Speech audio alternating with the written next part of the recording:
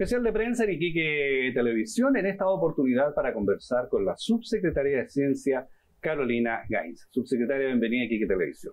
Muchas gracias, mucho gusto de compartir con ustedes hoy día.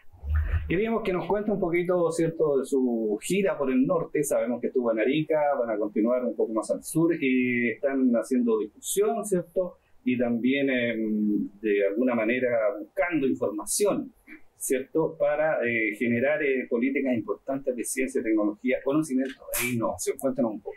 Sí, bueno, nosotros estamos vamos a visitar distintas regiones del país. Nosotros tenemos 5 seremías y a través del trabajo con nuestro seremi, visitar las regiones para recoger información, para escuchar, para dialogar con los distintos actores del ecosistema de ciencia, tecnología, conocimiento e innovación, teniendo como objetivo la actualización de la política de ciencias y su plan de acción.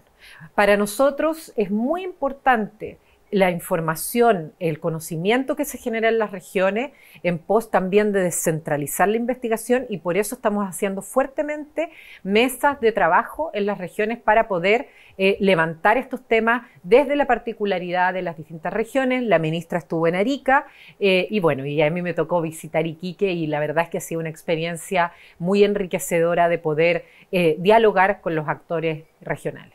Sí, y en ese sentido, ¿quiénes son los llamados a conversar, a entregar opinión? ¿Los científicos, los investigadores, los académicos, o es una convocatoria más abierta? Es mucho más abierta. Ayer tuvimos una mesa del sector público donde participaron ceremis, representantes de distintas instituciones del sector público, de Corfo, etcétera. Y hoy tuvimos una mesa más amplia, mixta le llamamos, porque incorporó actores del mundo de la innovación de base científico-tecnológica, de la divulgación de la ciencia, investigadores, académicos y también representantes del sector público. Entonces, para nosotros es muy importante vincular a estos distintos actores, el mundo de la innovación, el mundo privado, el mundo público, el mundo de la academia, pero también el mundo de las comunidades. ¿Y cómo están las regiones respecto de cierto Santiago? Que aquí hay, ¿cierto?, en todas las regiones un sentimiento de que todo se lleva a cabo en Santiago, ¿cierto? Y las regiones pequeñas como esta, que tiene una universidad grande y otras ya son bastante más pequeñas, no son tan potentes en esta área. Y de hecho, digamos, ¿cierto?, una de las definiciones de la universidad local, de la Universidad Arturo Prat, es que quieren y están procurando cierto mayor grado de complejidad, porque precisamente es una debilidad que tienen. Entonces, hay todo un tema ahí de cómo las regiones, ¿cierto?, pueden acceder a fondos, tener ciertos recursos humanos y generar polos importantes de desarrollo de la innovación, la ciencia, en fin. Sí, bueno, uno de nuestros objetivos estratégicos es transformar al país y sus regiones en polos de innovación y pensamiento. Para eso nosotros tenemos que descentralizar la investigación necesariamente. Las distintas regiones, los distintos territorios de nuestro país tienen diversas potencialidades y diversos intereses, diversas necesidades. Por otra parte, las universidades también tienen distintas situaciones, ya dependiendo de las regiones. Por lo tanto, para nosotros es fundamental, para poder alcanzar este objetivo de polos de pensamiento y de innovación, necesitamos fortalecer a las universidades con una especial preocupación por las universidades públicas, como por ejemplo la Universidad Arturo Prat, entre otras a nivel del país, porque creemos que esos son espacios donde efectivamente la investigación se puede poner al servicio del país, donde la investigación tiene que ser fortalecida, donde necesitamos generar mayores capacidades, pero con pertinencia territorial. Entonces, por eso es que para nosotros es muy importante conversar, trabajar en conjunto con las rectoras y con los rectores, con los vicerrectores, pero también vincular con lo que usted mencionaba, con los actores del mundo de la innovación, con los gobiernos regionales, con las autoridades locales y por supuesto, con las personas y las comunidades, porque ahí también hay saberes de la experiencia y que necesariamente tienen que dialogar con aquellos conocimientos que se generan a nivel del mundo de la investigación.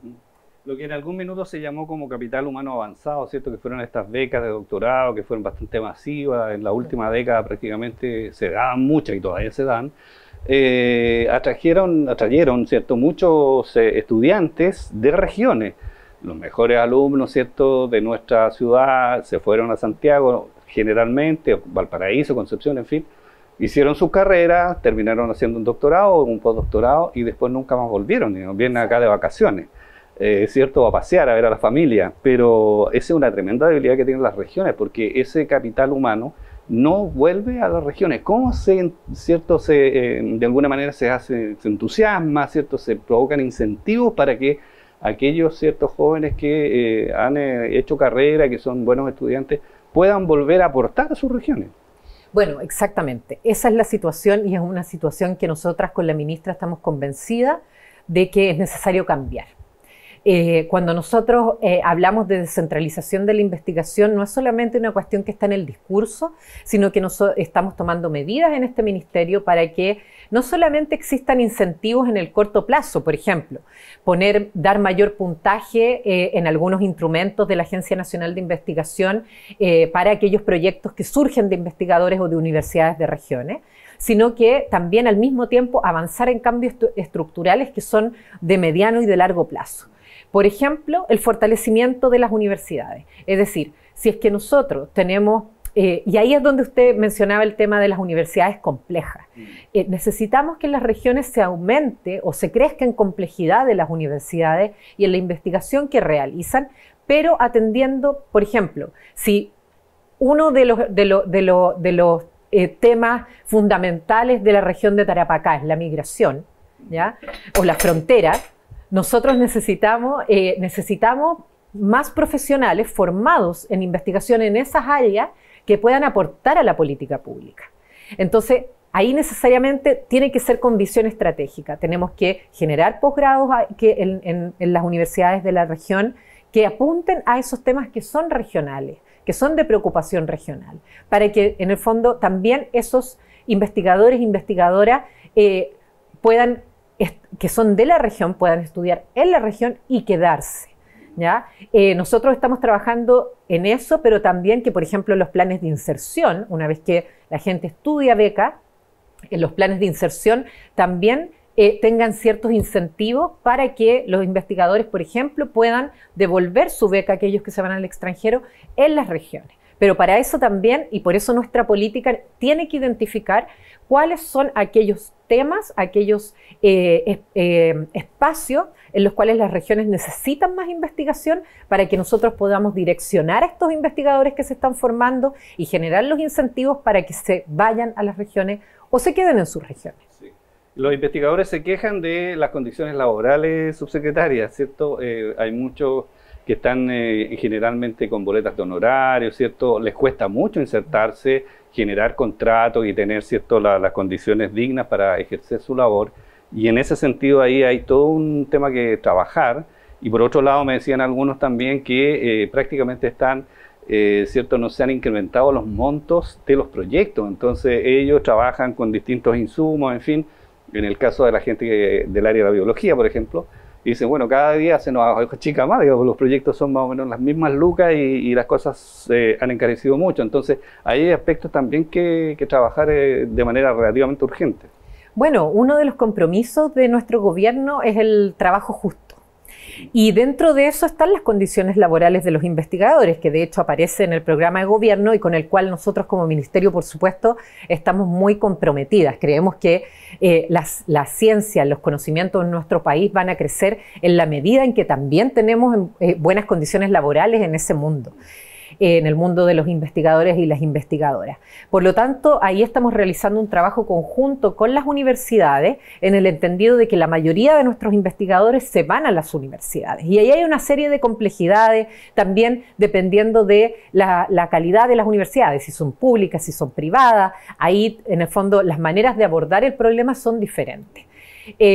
Pero nosotros estamos apostando a que los investigadores y las investigadoras, sobre todo aquellos jóvenes que trabajan por proyectos, al menos tengan seguridad social, ¿cierto? Seguridades laborales cuando se incorporan a proyectos de investigación. Ahí tenemos que definir una serie de cosas, si contratan los investigadores que se ganan los proyectos, si contrata la universidad, pero eso tiene otra serie de complejidades, o si contrata la Agencia Nacional de Investigación. Esos más o menos son como los modelos que existen a nivel mundial. Pero justamente esa decisión tenemos que tomarla en conjunto con los investigadores, con las universidades, y este mes vamos a comenzar a hacer mesas participativas en torno a ese tipo de definiciones con las y los investigadores. Sí. Aquí en las regiones, ¿cierto? Y en especial en esta región, nosotros sabemos de investigación y ciencia fundamentalmente a través de los fondos FIC, ya que son fondos de resorte del gobierno regional, que se otorgan a distintos proyectos, pero son generalmente proyectos bastante acotados, proyectos que duran 2 o 3 años y que la gente se queja, digamos, porque sotoboche esto, ¿cierto?, que se termina el proyecto y bueno, y se acabó, digamos, el investigador se fue a hacer otra cosa, no sé qué, quedaron de repente las maquinarias botadas en todo lo que es agricultura del desierto, nos han comentado mucho eso. Y bueno, y la gente también queda con el desencanto, o sea, mira, vinieron estos señores, nos contaron un cuento maravilloso, terminó un proyecto, se fueron y nunca más los vimos, digamos. Entonces, son recursos que de alguna manera uno dice están siendo mal direccionados, es cierto, no se están usando bien. Y obviamente, como los recursos son escasos, uno esperaría, cierto, que esas políticas también tuvieran una revisión. Exacto, o sea, nosotros estamos trabajando en la revisión de los programas, pero tenemos también muy claro que es necesario que exista una gobernanza que permita hacer no solo seguimiento de los programas que uno financia para investigación, sino que también una evaluación de esos programas. Y eso tiene que ver tanto con el FIC como aquellos programas que dependen de la Agencia Nacional de Investigación. Nosotros queremos que la investigación tenga impacto y que tenga un impacto no solo en el corto plazo, sino que en el mediano y en el largo plazo. Y para eso nosotros tenemos que asegurar también que estos equipos, por ejemplo, aquellos proyectos que son exitosos, que están funcionando bien, que han permitido descubrir cosas, que han permitido solucionar problemas, que han permitido llegar a las personas y solucionar su calidad de vida, por ejemplo, mejorar su calidad de vida, que puedan seguir funcionando. Y ese ha sido un problema que hasta ahora no se ha podido solucionar, no solamente a nivel de los FIC, sino que también a nivel como de, por ejemplo, la formación de centros de investigación, donde se financian por 10 años, bueno, y se les acaba el financiamiento y se caen esos centros. Entonces tenemos que ser capaces de generar una gobernanza donde se articulen las universidades, nuestro ministerio, las agencias que financian, los gobiernos regionales, para poder darle sostenibilidad a aquellos proyectos que están funcionando bien. Y en eso es lo que estamos trabajando a través de la política de investigación asociativa, a partir de mejores articulaciones con las universidades regionales, con los GORE, en el fondo todo ese ecosistema que funcione de manera integral. ¿Qué pasa con el sector privado, subsecretaria? Porque también es cierto que la empresa privada destina pocos fondos y a veces nulos fondos, ¿cierto?, a la investigación, compran mucha maquila, como se dice, ¿cierto?, proyectos que ya están probados en otros lados, en fin, y ahí también hay una debilidad. De hecho, la ministra, ¿cierto?, señalaba la ministra de Ciencia hace poquito, que sin la participación privada será imposible llegar al 1% del PIB de los recursos destinados a ciencia. ¿Qué pasa con el sector privado? Bueno, ese es uno de los grandes temas que nosotros tenemos para hacer crecer la investigación, la ciencia y los conocimientos en nuestro país.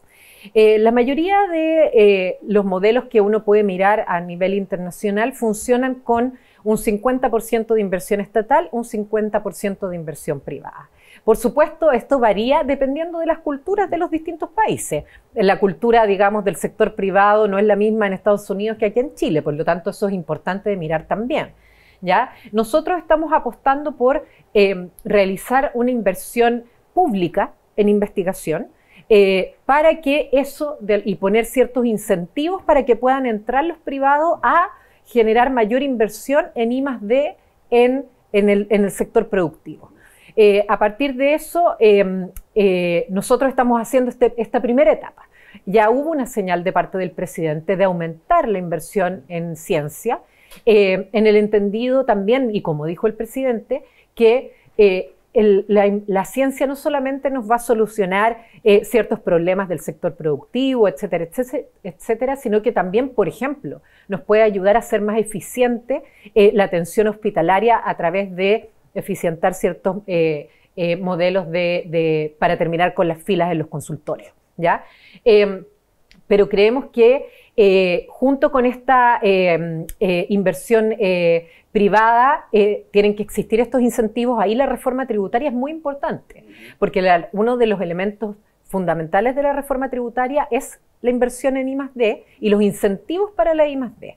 Por lo tanto, por ahí también hay un guiño, digamos, al sector privado para que invierta en investigación. Y lo otro es mostrar modelos exitosos, no solo a nivel mundial, sino que también a nivel nacional. Por ejemplo, aquí los vinos del desierto son un ejemplo de inversión de una alianza entre el sector privado y la universidad para generar un producto de calidad regional, ¿cierto? Y con un potencial de comercialización donde hay investigación, donde hay ciencia aplicada, ¿ya? Entonces, ese tipo de proyectos son los que nosotros queremos fomentar también, ese tipo de articulaciones. Sí, por último, subsecretaria, digamos, también hay un énfasis, ¿cierto? Se va a poner un énfasis en las ciencias sociales, las artes y las humanidades, que siempre son como el pariente pobre de las ciencias, ¿ah? Siempre se quejan, digamos. ¿En qué va a consistir ese énfasis?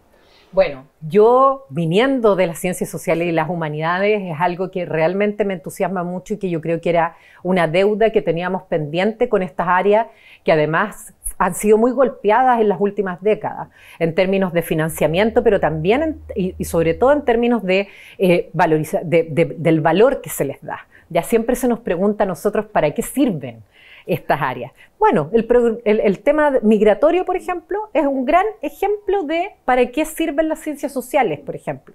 Entender ese fenómeno, tener mejores políticas públicas. Nosotros como ministerio tenemos dos iniciativas fundamentales para el fortalecimiento de estas áreas. Una es Conocimientos 2030, cuya primera etapa se lanzó el año pasado. Las universidades pueden postular hasta marzo. Tiene un foco muy importante en la descentralización de la investigación. Hay incentivos para que participen las universidades regionales. También tiene enfoque de género y es para fortalecer la investigación en ciencias sociales, artes y humanidades en las universidades. Y por otro lado, que también está en el programa de gobierno, es la creación de un instituto público de ciencias sociales, artes y humanidades que esté fuertemente relacionado con el desarrollo de políticas públicas en materia social y en materia cultural. Por lo tanto, es un compromiso que nosotros tenemos como ministerio en el entendido de que hoy día los problemas que nosotros enfrentamos como sociedad son lo suficientemente complejos como para mirarlos desde un punto de vista. Por ejemplo, si las ciencias biológicas se genera, no sé, una tecnología genética, ¿ya? Ahí no es solamente el tema de la tecnología o la investigación biológica que se generó ya para conocer mejor nuestra genética. También está la pregunta por qué impacto social va a provocar, qué impacto en nuestra identidad va a provocar, ¿ya? Qué impactos a nivel cultural van a provocar esas transformaciones de intervención genética. Lo mismo ocurre con la tecnología en sus múltiples variantes, la inteligencia artificial, etc. Entonces es necesario mirar los problemas de manera integral. Bueno, ok, subsecretaria, queremos agradecerle que nos haya acompañado en esta entrevista. Que le vaya muy bien en su gira. Muchas gracias por la invitación. Especial de prensa en Iquique Televisión, en esta oportunidad con la subsecretaria de Ciencia, Carolina Gainza.